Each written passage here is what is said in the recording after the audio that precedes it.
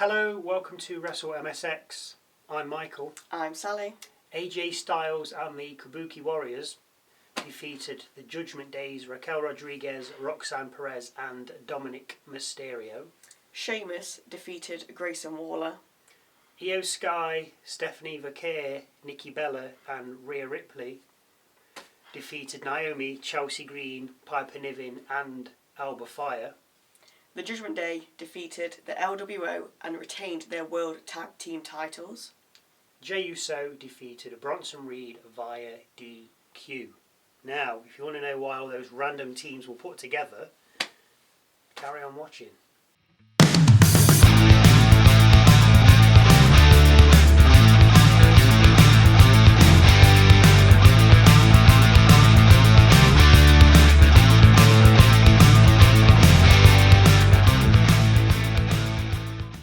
Jey drops a swear.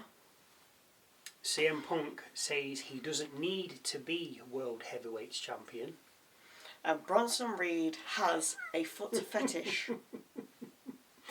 We begin by remembering the Immortal One Hulk Hogan, much as we did on SmackDown, with a 10-bell salute, followed by a montage of his life from childhood to absolute megastar of the WWE. Jey Uso is out first tonight, and after learning of another match made for SummerSlam, Jey Uso and Roman Reigns versus Bron Breakker and Bronson Reed, which we called last week. I think we did, didn't we? Mm-hmm. We're good at this. Jey addresses the crowd, or rather, he's about to, as he's interrupted by Paul Heyman. Heyman wants to speak from the heart about family. He says he can't believe that Jey accepted Roman's invite to join him to take on Bron Bronson at SummerSlam, as family will always let you down and get you in trouble. Heyman goes on about Santa and that everyone's mother lied about who left the gifts at Christmas. It is Santa, kids, so don't worry. He then goes on about Reigns lying to Jey as well, saying that if Reigns is telling Jey he wants him to be as big, rich and famous as he is, then he's lying. Heyman then says he loves Jey, just like family, yeets and then tosses the mic. Jey fires back, saying the bloodline still runs deep in his veins. He won the World Heavyweight Championship to prove he could do it himself, and then questioned where Heyman's family's at. Whatever happens tonight and at SummerSlam is on Heyman. Bump that, we're going to run this ship back. We then get another blast of Jey's entrance music. A very impassioned open there from Jey. So, first match of the night, a 6-person mixed tag team between AJ Styles and the Kabuki Warriors against the Judgment Day's Dominik Mysterio, Roxanne Perez and Raquel Rodriguez. The men begin, but Dom tags out straight away, bringing in Rodriguez, causing Styles to likewise tag out. The Warriors make short work of Rodriguez, while the most notable thing before the break is Dom saving Perez from a corner attack by Sane, fueling rumours of their love affair. Liv, if you're watching, I'm just playing. When we come back, the Judgment Day women do everything they can to stop the tag being made to Styles, which would mean Dom would have to enter the ring.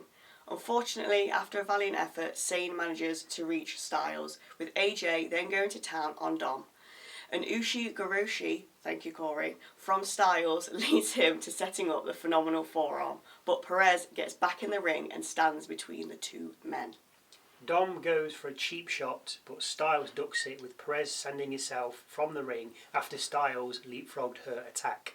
Styles then assists Sane over the top rope and onto Rodriguez, with Styles then hitting the phenomenal forearm and covering Dirty Dom for the 1, 2, 3. Backstage and from earlier in the day, Jackie Redmond congratulates Sheamus on beating Rusev last week, when the pair are interrupted by Grayson Waller and The New Day. Waller says Sheamus should be talking about Big G, adding that the Irishman had to cheat last week to beat Rusev. Waller says he feels different now the New Day have his back, with the New Day looking at him with disgust. Sheamus asks if he wants a scrap. Waller replies, yeah, we ain't scared, and then turning around, Woods and Kingston are nowhere to be found. So next up, Sheamus versus Grayson Waller. A rolling flatliner from Waller only angers the Celtic Warrior, who hits a rolling senton on the outside. Waller replies with a tornado DDT onto the apron from the top rope. Sheamus then drops Waller with a knee to the jaw and then beats of the drum before setting up for a brogue kick. As he does, Rusev goes to attack him, but Sheamus manages to knock the Bulgarian off the apron. Waller goes for a roll-up, but Sheamus kicks out on 2. Brogue kicks the Aussie and covers him for the win. After the match, Rusev enters the ring and puts the hurt on Sheamus using a shillelagh and then locking in the accolade. Backstage again, and Redmond is with Naomi. She asks her how she feels about her upcoming triple threat match at SummerSlam. Naomi says she can bring the brutality like Rhea, as well as fly high like Io. She calls the other heifers passive-aggressive, whereas she's aggressive-aggressive. She says she'll walk out of SummerSlam still champ and warns us to proceed with caution. We see Heyman talking to Reed backstage, saying that Jey Uso's family think that now sets out they're nothing more than just a group without a leader, which we now have, interrupts Breaker. Breaker tells Reed he's going to destroy Jey later and they're going to restore ultimate power over WWE. Reed then heads off with Breaker saying he has a plan. Out next, Lyra Valkyria with absolutely massive shoes. Oh, they're stupid. Lyra's not sure what she's capable of, but is prepared to go to places she's not gone before. She's then interrupted by Lynch, but before Becky has chance to do anything, Valkyria launches herself out the ring, taking the IC champ out. Lyra then grabs the kendo stick which Becky was holding and gives her a beating. The pair end up in the ring where Valkyria goes for Nightwing. Lynch escapes it though and heads back up the rampway. We see a sit-down interview with Graves and Zayn next, with Graves asking Zayn what he hopes to accomplish in his match against Kross at SummerSlam. Zayn says he's hoping to be done with Kross once and for all, as am I. Corey then asks about his ribs when in walks Kross. Kross says when he wins at SummerSlam he wants Sami to say the words Kross told the truth and vows to then go away and leave Sami alone. Sami replies by saying Kross thinks he's a puppet master and adds that if Kross beats him at SummerSlam then he'll say whatever he wants him to say. But if he beats Kross at SummerSlam then he wants to hear Kross say he was wrong. Backstage again with Jackie Redmond and she's with Bayley. She asks what's next for her, with Bayley saying she missed WrestleMania, she's missing SummerSlam and she's at a loss for words. And she really is at the bottom at the moment. It's just, yeah. Anyway, up next, an 8-woman tag team match. Naomi, Chelsea Green, Piper Niven and Alba Fyre against Io Sky, Stephanie Vaquer, Nikki Bella and Rhea Ripley. Now, we nearly guessed this match right. Was it last week, I think, we said it'd be Green and Co. against Sky, Ripley and Vaquer, so we were nearly there. Anyway, Ripley batters Naomi, who then tags in Green, with Rhea bringing in Bella. After a spinebuster from Bella, Green escapes the ring, gets back in and tags Fyre. Fyre downs Bella and tags in Niven, who lands a heavy-looking elbow before covering for 2. And I mean heavy, like it could have done some damage.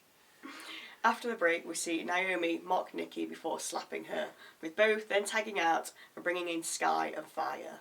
Sky is then kept on the heels corner while they exchange tags and attempted covers. Sky eventually makes the tag to Vaquer, who then takes out Green, the Hervis and Naomi with double knees all round.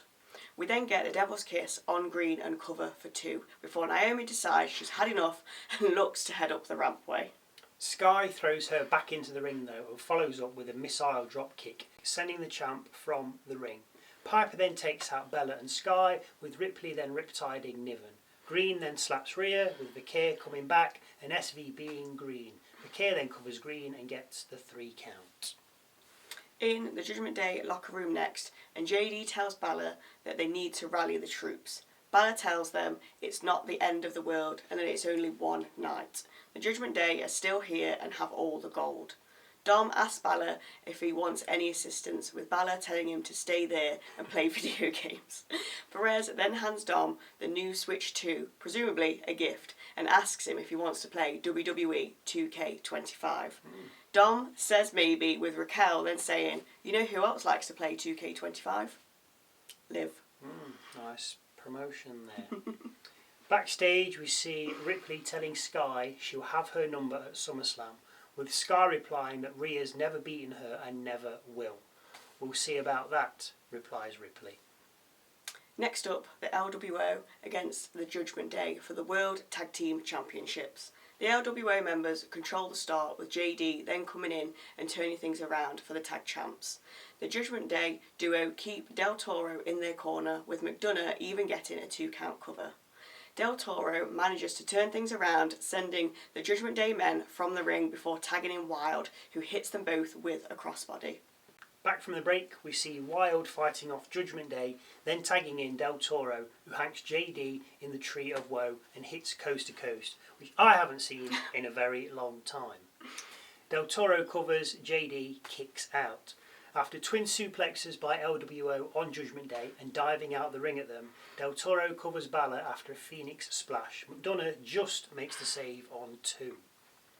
El Grande Americano then runs down to the ring and gets on the apron, taunting Del Toro, but he's then dragged from the apron by Dragon Lee, with the two then fighting back up the rampway.